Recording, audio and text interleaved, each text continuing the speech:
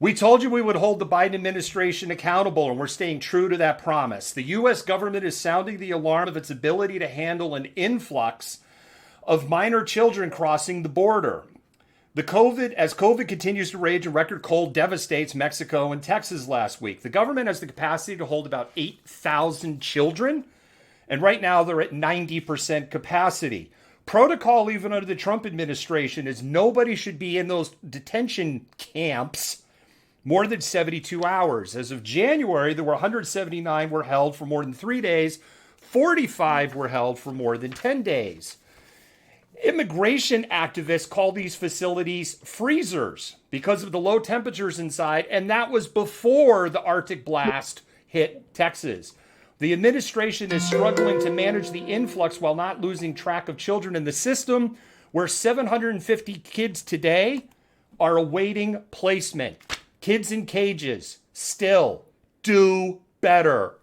Jennifer, you get to unpack that shit show.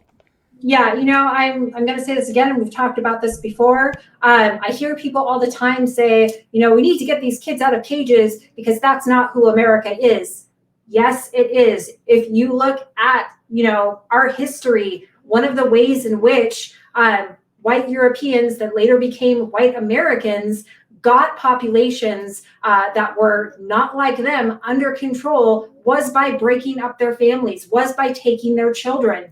You see this in slavery. That was one of the ways in which they kept slaves docile, was by breaking up families and taking away their children. If you look at the longer history of U.S. government relations with Native peoples, boarding schools, adoption, the Indian Child Welfare Act in the 1970s made it so they had to stop taking so many Native children from families and placing them with white families. This is who America is, and it continues to be this way because it's effective and it has to stop. But people need to stop ignoring the longer history of it first.